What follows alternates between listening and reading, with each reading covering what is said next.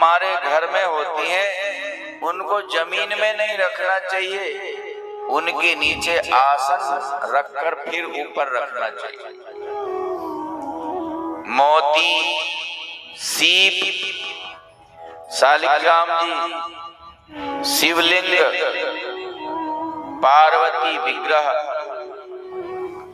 और शंख, दीपक, यंत्र, माणिक्य, हीरा, यज्ञोपवीत, पुष्प, पुस्तक, तुलसी दल, जपमाला, पुष्पमाला, कपूर, सुवर्ण मतलब सोना, गोरोचन चंदन, गोरोचन और चंदन,